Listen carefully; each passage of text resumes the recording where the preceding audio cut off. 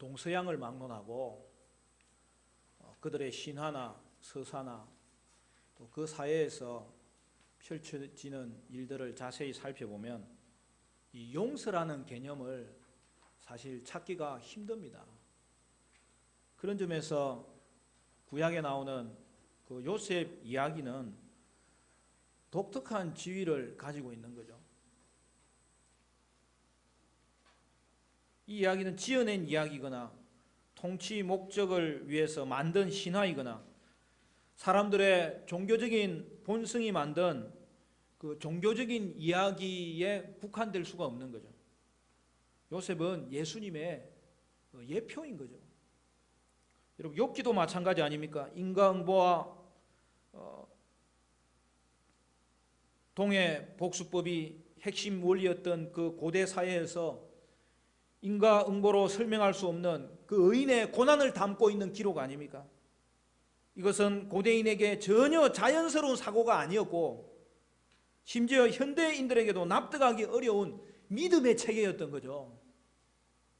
사랑하는 여러분, 죄인들을 위해서 자기 목숨을 바친 신에 대해서 본 적이 있습니까?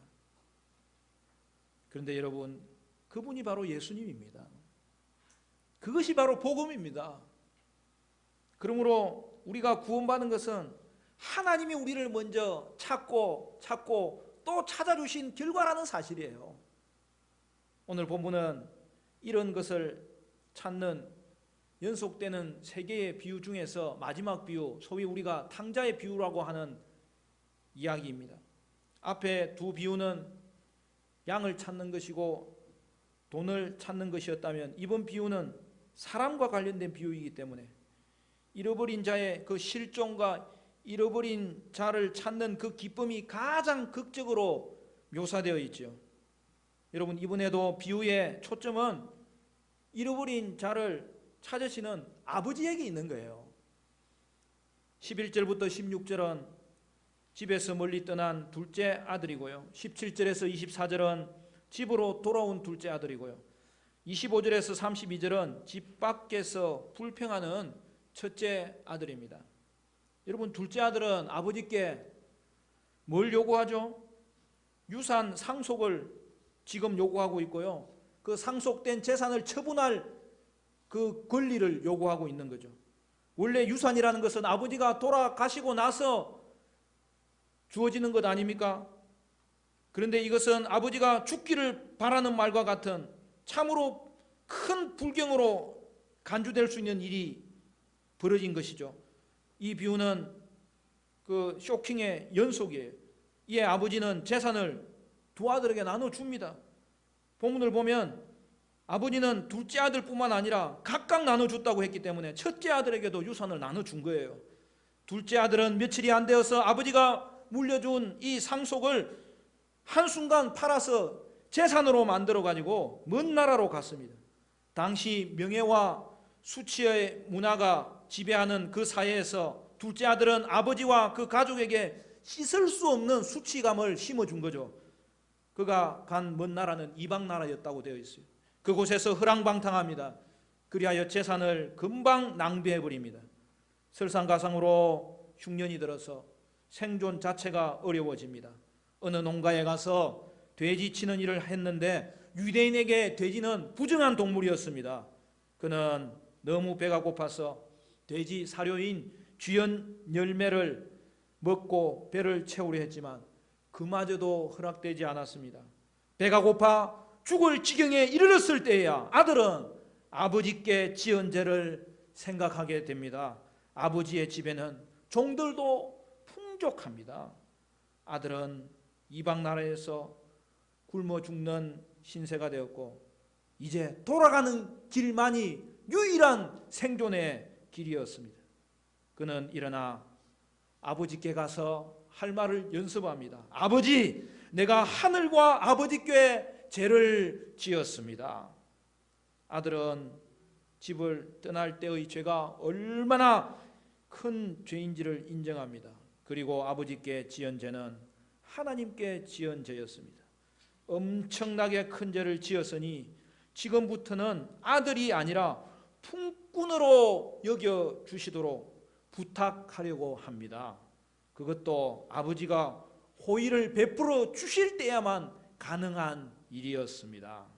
드디어 아들은 아버지께로 돌아갑니다. 여러분, 죄는 하나님을 떠난 것이고요, 회개는 아버지께 돌아가는 것이죠. 멀리 아버지의 집이 보입니다. 그런데요, 아버지가 먼저 아들을 알아봅니다. 아버지는 불타는 긍휼의 마음이 일어나서 아버지는 아들에게로 향하여서 달려갑니다. 그리고 그를 얼싸 안고 목을 껴안으며 입을 맞추었습니다. 아버지는 종들에게 제일 좋은 옷을 입히라고, 손에 가락지를 끼우고 신을 신기라고 하였고, 살찐 송아지를 잡아서 먹고 즐기자고 말하였습니다. 왜냐하면 죽었던 아들이 다시 살아났고 잃어버린 아들이 다시 돌아왔기 때문이에요. 주인의 말을 들은 온 집안 사람들이 즐거워서 잔치를 준비하고 잔치를 베풀었습니다. 여러분, 24절 말씀 같이 읽어볼까요? 우리 다 같이 24절 시작. 내 아들은 죽었다가 다시 살아났으며 내가 잃었다가 다시 얻었노라 하니 그들이 즐거워하더라. 이 비유의 핵심도 이런 양의 비유와 이런 드라크마의 비유에서와 마찬가지로 찾은 자의 기쁨을 말하는 거예요. 그러니까 이것은요, 잃어버린 아들을 찾은 아버지 이야기예요. 초점이 거기 있는 거예요. 여러분, 이런 아버지는 당시 문화에서는 참으로 이해하기 힘든 반응을 한 것이고요, 제정신이 아닌 사람처럼 보였을 거예요. 지주였던 부자 아버지가 아들의 문제를 지적하지도 않고 아들의 지위를 회복시켜주고 성대한 잔치까지 베풀었다는 것은 마을의 기강을 무시하는 처사로 비춰졌을 것입니다.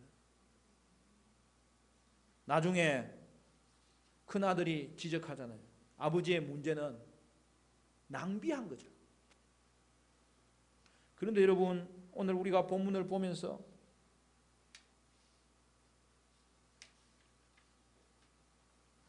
탕자가 이방 나라에 가서 했던 행동의 모습이 뭐였어요?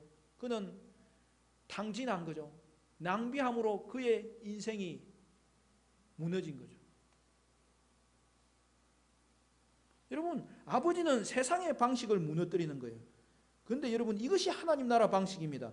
아들도 재산을 낭비하였고요, 아버지도 재산을 낭비한 거죠.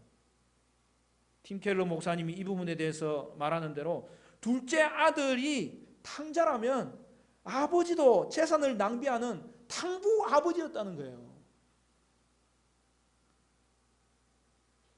그러나 여러분, 하나님의 이와 같은 사랑으로 인하여 우리는 하나님의 자녀가 된 거죠. 하나님에게는 이런 자를 찾는 것이 그에게 가장 큰 기쁨이고, 이를 위해서 하나님은 낭비하는 사랑을 베푸시는 분이라는 사실이죠. 낭비하는 이 사랑 때문에 둘째 아들은 회복될 수 있었습니다. 아버지는 아들의 신분을 공개적으로 회복시켜 주잖아요.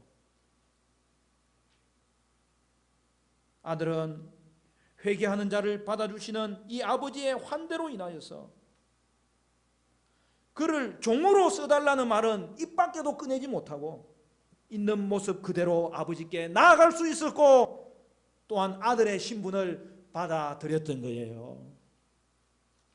24절에서 내가 잃었다가 다시 얻었노라, 그렇게 말씀하는데요, 여기서 얻었노라라는 말은 원래 뜻이 찾았노라는 말이에요. 이것은 여러분, 앞에 이런 자, 이런 것을 찾을 때 사용되는 그 두 비유에서 나왔던 찾다라는 동사와 또 동일한 동사가 등장하는 거죠. 그러니까 이 비유에서 아들은 스스로 찾아온 것처럼 보이지만 사실은 아버지가 아들을 찾은 거예요. 목자는 잃어버린 양을 찾았고 여자는 잃어버린 드라크마를 찾았고 아버지는 잃어버린 아들을 찾았던 거죠. 이것이 하나님의 긍휼입니다. 그러므로 아들이 마음을 돌이켰기 때문에 아버지의 마음에 긍휼이 일어난 게 아니에요. 아버지의 긍휼의 마음은 처음부터 불타고 있었고 그 아버지의 긍휼의 마음 때문에 아들은 돌아갈 용기를 가졌던 것이고 아들의 신분을 자신의 것으로 받아들일 수 있었던 거죠. 사랑하는 성도 여러분, 우리는 이 아버지에게서 해픈 사랑을 베푸시는, 낭비하는 사랑을 베푸시는 그 하나님의 사랑을 봅니다. 여러분, 해프게까지 베푸시는 이 아버지의 사랑을 경험하지 못했다면 탕자는 집에 돌아왔지만 계속하여 종의 마음으로 평생을 살았을 것이 분명합니다. 그러나 탕자는 아버지의 집으로 돌아왔고 뿐만 아니라 아버지의 집으로 들어간 거죠. 25절부터는 첫째 아들이 등장하고요. 그의 반응과 아버지와의 대화가 나옵니다. 그는 밭에서 열심히 일하다가 집으로 올 때에 잔치 소리를 듣습니다. 한 종을 불러 상황을 물으니 그 종이 하는 말이 둘째 아들이 돌아와 아버지가 그를 다시 맞아들여서 살찐 송아지를 잡았다는 거예요. 그 말을 들었을 때 첫째 아들은 화를 내었고 그리하여 집에 들어가지 않습니다. 그러나 아버지는 밖으로 나와서 그 아들에게 간청하는 것이죠. 도리어 아버지의 모습이 집 나간 탕자를 찾아가서 집으로 돌아오도록 간청하는 종의 모습처럼 보입니다. 첫째 아들은 아버지에게 불만을 토로합니다. 여러 해 동안 아버지를 섬겼고 명령을 어긴 적이 없었는데 아버지는 친구들과 즐기도록 염소 새끼 한 마리도 잡아주지 않았다는 거예요. 그런데 아버지의 재산을 창녀들과 함께 탕진해버린 둘째 아들이 돌아오니 이를 위해서 살찐 송아지를 잡았습니다. 여러분 30절에 맏아들이 하는 말에서 보면은 뭐라고 되어 있어요? 아버지의 살림을 창녀들과 함께 삼켜버린 이 아들이 돌아오매 되어 있는데 여러분 원문에는 이 아들이라고 되어 있지 않고 당신의 아들이라고 되어 있어요. 형은 동생을 자신과 상관이 없는 당신의 아들이라고 하면서 아버지께 불만을 토로한 것입니다. 이에 대하여 32절에 아버지의 답변은 뭡니까? 32절을 보십시오.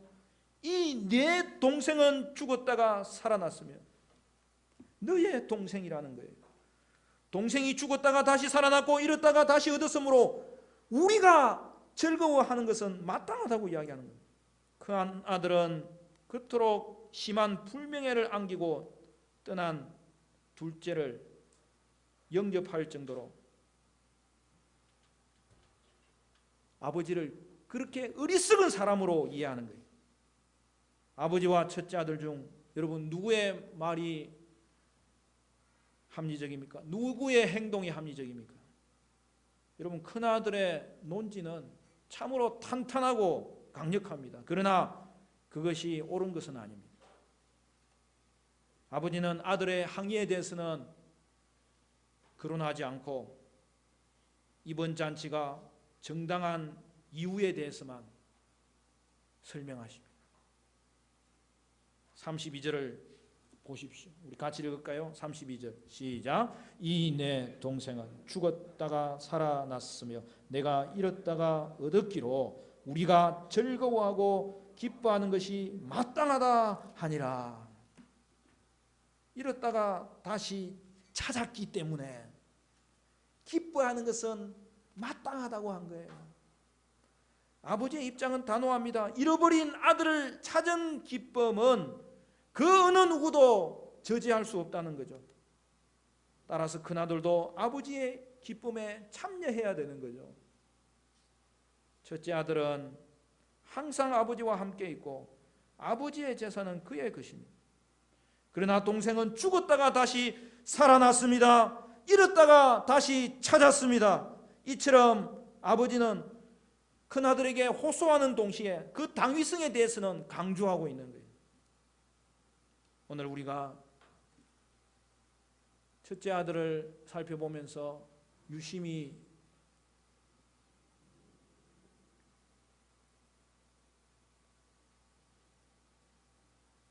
보아야 될 구절이 있는데요.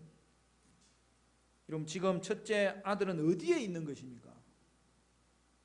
그는 아버지를 불평하며 집으로 들어가고자 하지 아니하였거늘 그랬습니다. 집 밖에 있는 거예요. 아버지는 그런 첫째 아들에 대해서도 그를 찾으러 집 밖으로 나갑니다. 큰아들은 집 안에 있으면서도 집 밖에 머물러 있었던 존재였다는 사실을 생각할 때 결국 여러분 큰아들도 탕자였다는 거예요. 아버지의 집 안에 있는 탕자입니다.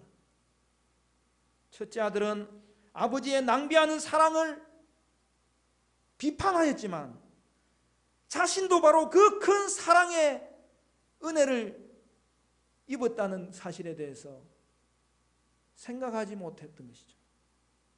그는 아버지의 재산을 상속받아서 현재 그도 재산이 자기 것이었고 사회적으로도 평안을 누리고 있었던 것이죠. 사랑하는 성도 여러분, 우리가 이 비유를 볼 때 여기서 끝나버려요. 아쉽죠. 첫째 아들은 어떻게 되었을까? 여러분, 이 비유는 결론을 내리지 않아요. 누구든지 이 말씀을 듣는 자들은 자신의 상태가 어떠한 것인지를 점검하라는 거예요. 그리고 결단하라는 거예요. 특히 당시 이 비유를 듣는 직접적인 대상은 바리새인들이었음을 오늘 본문의 배경이 처음부터 말씀하고 있는데요.